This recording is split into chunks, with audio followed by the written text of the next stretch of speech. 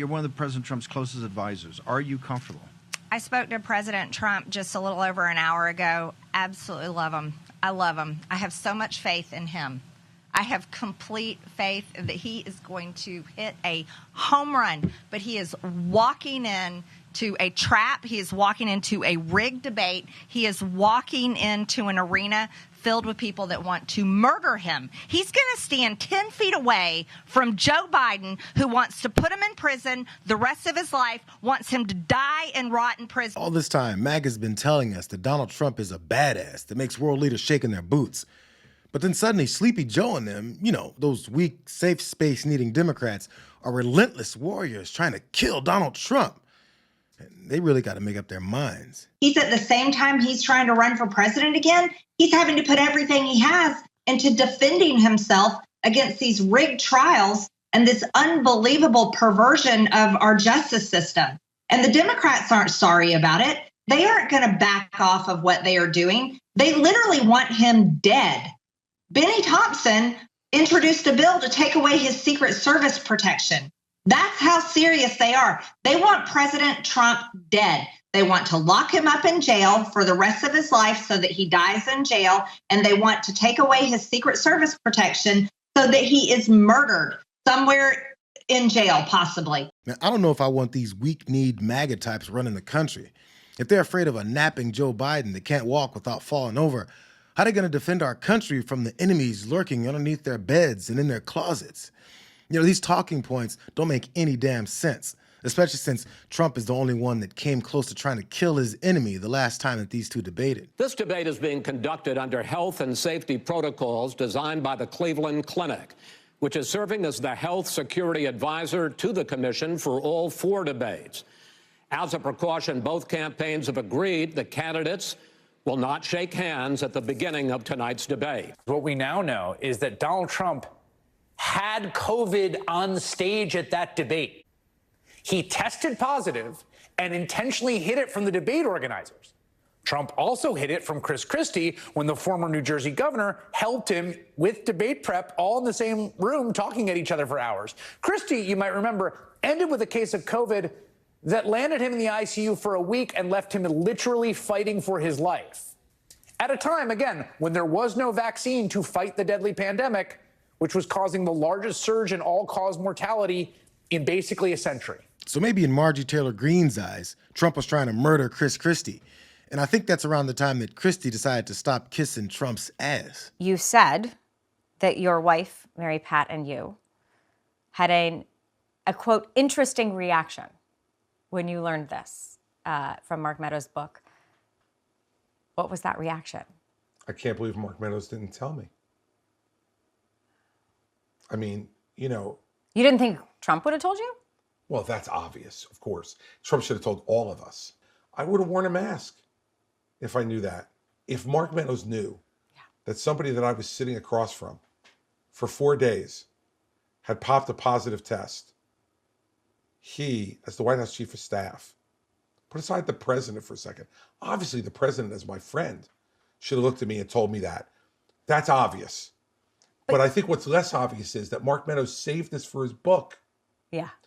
He saved it for a book. So did this confirm for you that you did, in fact, get it for the president? Oh, I think it's undeniable. And by the way, 6 of the 7 of us in that room got it.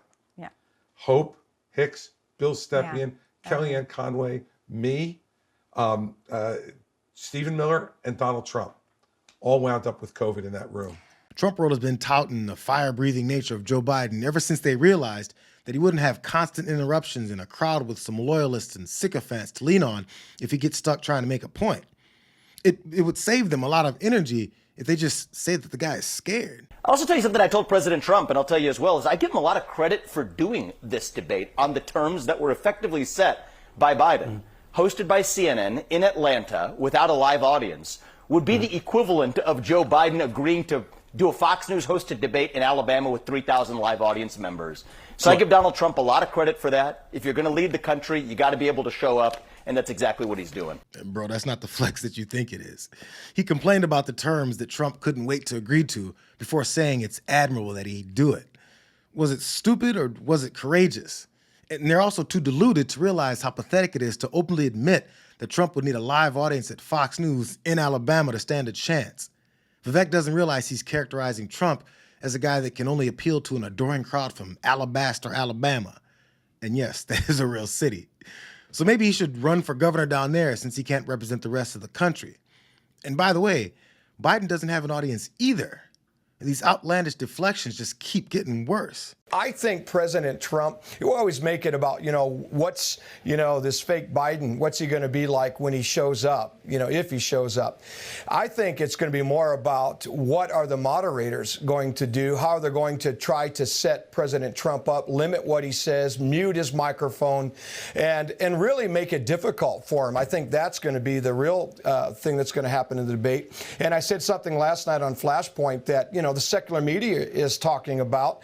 Wouldn't it be great? I'm going to say it for the audience that maybe didn't see it last night. Wouldn't it be great if President Trump would go and reach out to this Biden guy and move forward and give him a hug, and at the same time his hand slips and we see who's under that mask?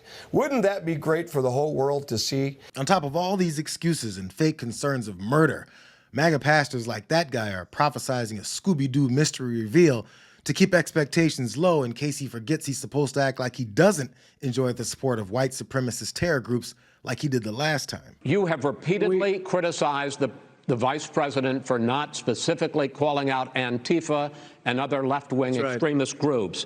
But are you willing tonight to condemn white supremacists and militia groups and to say that they need to stand down and not add to the violence in a number of these cities, as we saw in Kenosha and as we've seen in Portland? Sure, are you I'm prepared willing to do specifically do it? Well, go ahead, sir. I would say almost everything I see is from the left wing, not from the right wing. So what are you saying? I'm willing to do anything. I want to see peace. Then do it, sir. Say it. Do it. Say it. Do you want to call him? What do you want to call him? Give me a name. Give me a white name. Supremacists and white like me to condemn? White supremacists and right Proud Boys. Stand back and stand by. But I'll tell you what.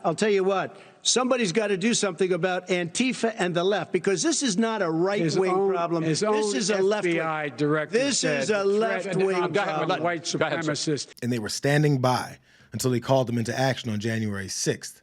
So with no supportive crowd applauding his next endorsement of white supremacists, he won't be able to hide if he forgets who the president is or confuses Nancy Pelosi with Nikki Haley, calls Dr. Ronnie Jackson Ronnie Johnson again. And my stupid people, when I wanted to refute it, they said, sir, don't dignify it with a refutal. Refutal or a refutal? What the hell word would that be? Refutal? What they'll say, he didn't know refutal or refutal, but they don't know either.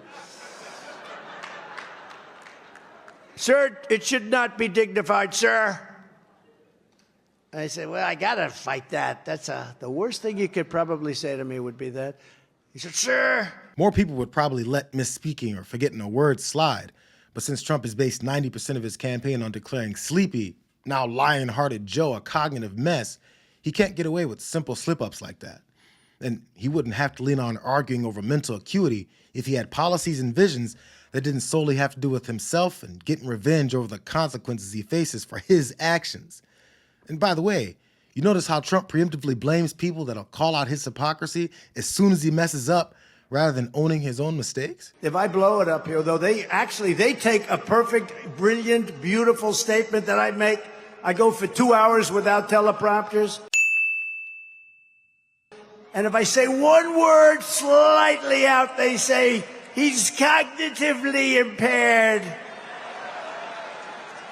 Whereas Biden can run into walls, he can fall off the stage, he can fall up the stairs, he falls up. And it never registers to the minions that he screws up and might be in need of another cognitive test administered by someone other than Ronnie Jackson. Or is it Johnson? Hey everybody, this is Congressman Ronnie Jackson from the great state of Texas. I have a message for the Biden administration. If you're thinking about taking our ARs, you can start here in Texas. On behalf of all the law-abiding gun owners in the state of Texas, I just want to say, come and get it.